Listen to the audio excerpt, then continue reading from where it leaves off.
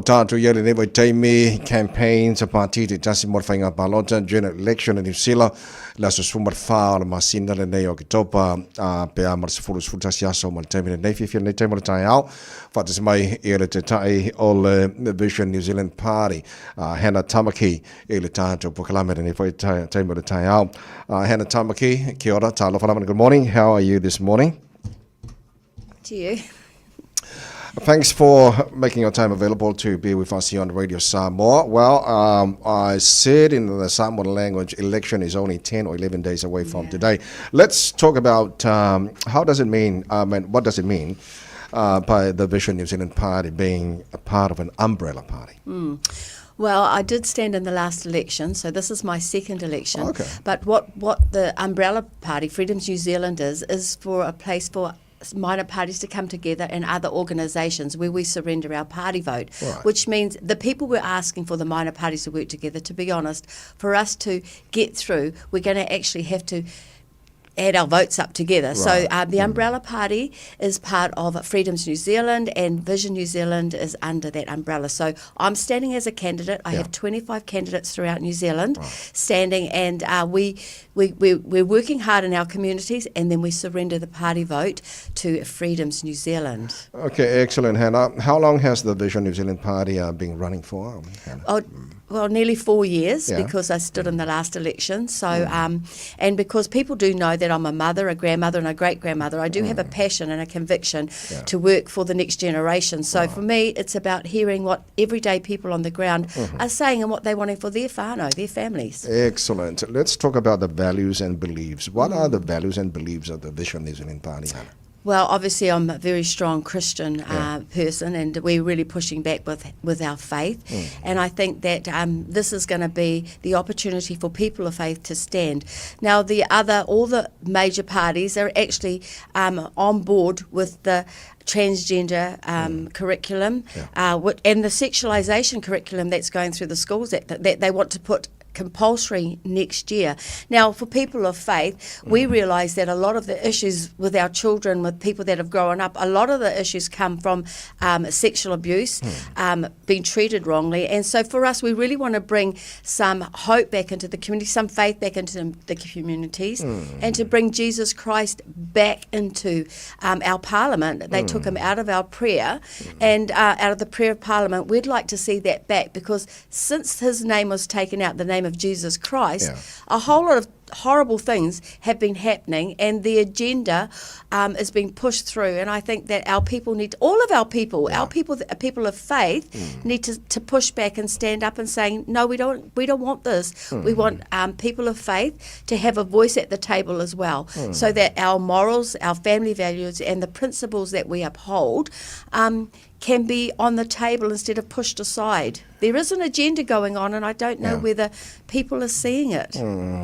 Okay, Hannah, when you talk about people of faith in the Pacific, Samoa and Pacific, there's a lot of them out there. They are Christian people. Now, let me ask you, how can the Vision New Zealand Party help the Pacific, please? Well, I think if you look at the history of us, we're 44 years of working alongside people with our Man Up program, our legacy program, and that's open to all people. And just the week before last, we had a big Pacifica conference, church service with a lot of other pastors come along and bring some of their people along, and even just last Sunday we had some Pacifica pastors come along to another meeting. They're very concerned about the fact that our faith has been pushed aside, our family values have been pushed aside, and even the voice of the Māori and Pacifica people is not being heard. So I think that it's time for us to actually stand up and not be overtaken by the rhetoric or manipulation that's been thrown at our people. Our people are strong people, they're warrior people, and I think we have a right to stand up for the values that we all were raised on and believe in. Excellent. Hannah, as you're aware, there have been a lot of protests. Well, it was last week. From the Vision Party, can you explain what that was for, please? What was the reason of this protest? Well, firstly, there was going to be a meeting inside with the World Health Organization, and in BlackRock. Now, what we're saying is we don't want external voices telling us in New Zealand what we need and what's best for us. You know, as we've navigated our way forward, and we've built bridges with our own peoples and our Pacifica people and our Māori people and New Zealanders, we know how to look after our nation. So there was going to be an external meeting. They got fearful because they heard that there was a protest coming and they took it to a Zoom.